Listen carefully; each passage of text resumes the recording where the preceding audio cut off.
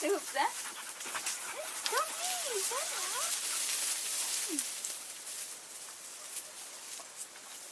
no.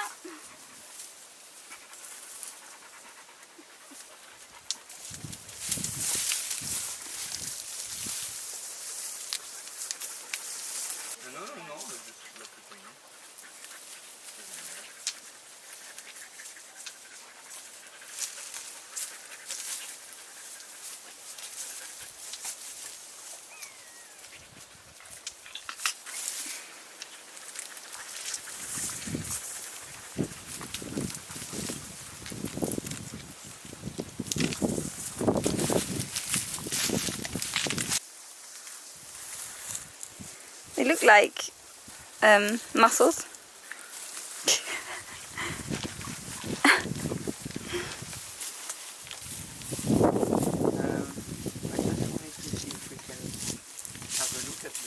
Over there. How do you think?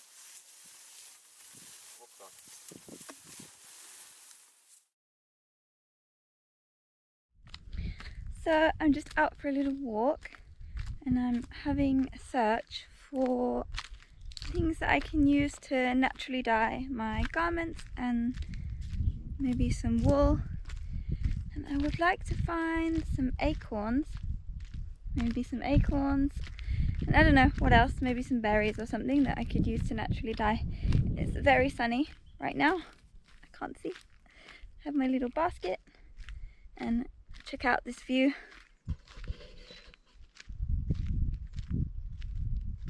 It's very beautiful. Okay, I'll let you know what I find.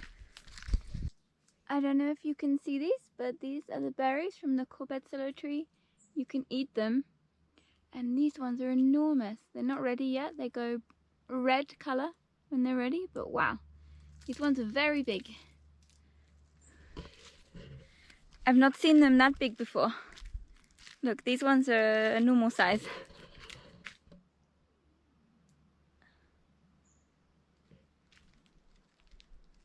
I've still not found anything yet, but I'm still searching. Sardinia is quite a dry climate, so there's not so much fresh stuff around. I was hoping for some acorns because there's a lot of oak, but so far, nothing. Okay, I keep on my search.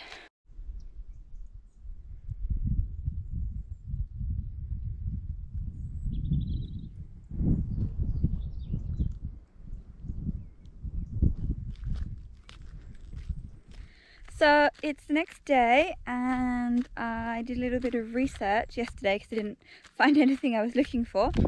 But I did a bit of research on the corbezzolo tree, which is also called in French the arbousier tree and in English the strawberry tree.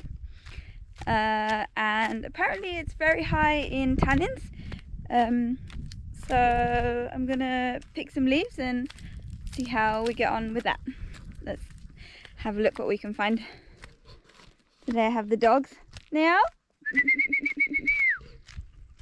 hey Kino, where's Neo? Neo!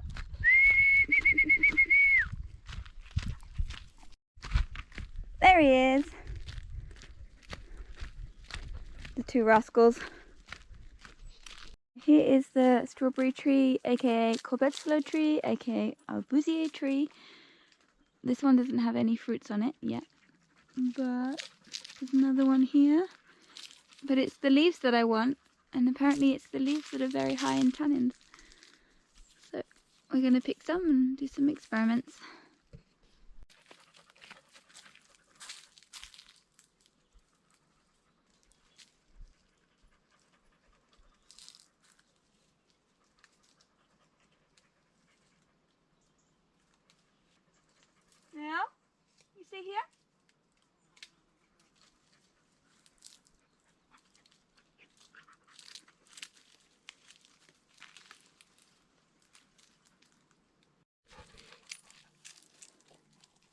that should be enough for now, just to have a little experiment. Okay, let's head back. Guys, you want to come?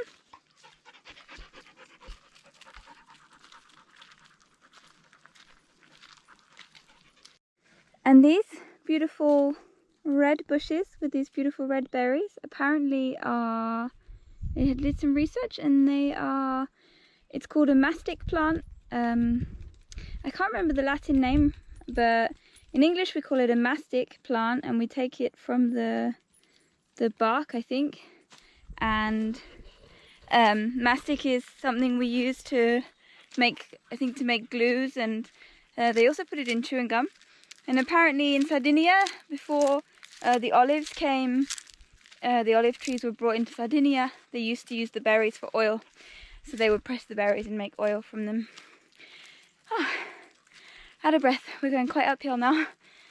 Oh, and another thing that's interesting about the corbezzolo tree is that it's in leaf all year round. The leaves are always on the plant. It never drops its leaves. So all the better to dye with all year round.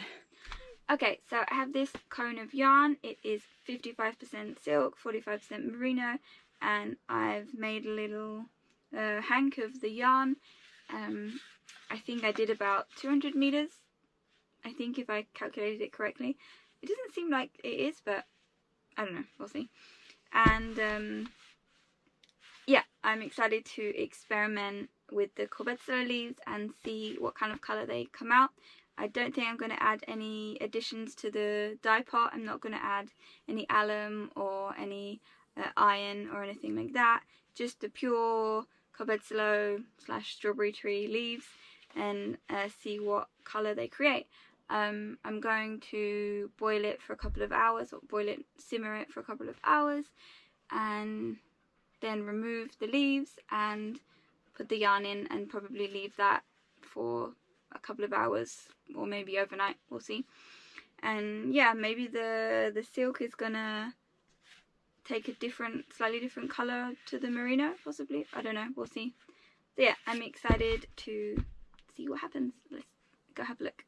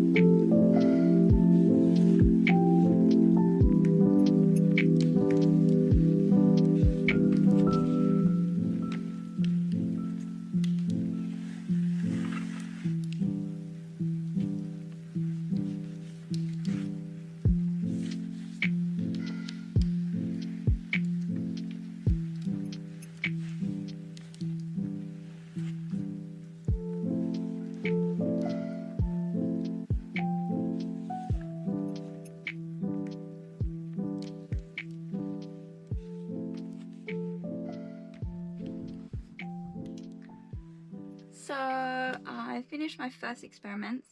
I boiled slowly simmered the corbezzolo leaves for maybe 2 hours, and then I left the yarn inside for maybe like an hour, and then maybe I left it a bit longer, I can't remember.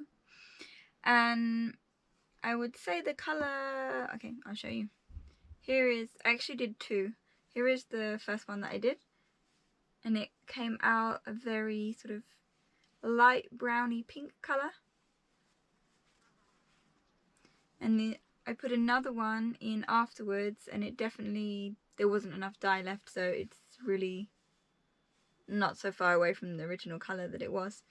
But I mean, these were just an experiment, and my plan is to add some something to make it darker, so maybe some iron, or also I have some oak galls which I would like to add to sort of make it a bit darker. Yeah, and maybe also adding more corbezzolo leaves, because I didn't take loads because I just wanted to experiment and see if it actually worked.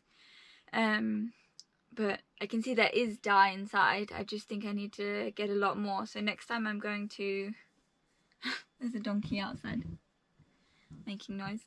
Next time I'm going to get a lot more leaves and experiment with adding some oat galls, or maybe some iron liquid that I make.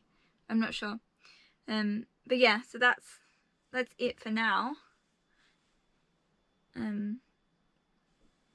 Yeah, I'm excited to see if I can get a darker colour, but we'll see how we go. Yeah, so that's my dyeing experiments for now, and I hope you enjoyed this little episode. I'm knitting on a few new things as well, which I'm excited about, but you'll have to wait for my next podcast to see those. I'm starting brioche. Well, I learned the brioche knitting on a new cardigan that I'm knitting. It's the Fluff Nugget cardigan, and I'm so far really enjoying it. Like, it's a very satisfying stitch, and it's not very, I thought it was going to be a lot,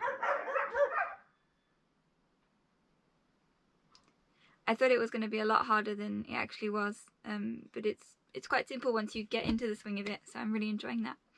So yeah, anyway, thank you so much for watching this episode, little mini vlog of what I've been up to, and I will see you in the next one.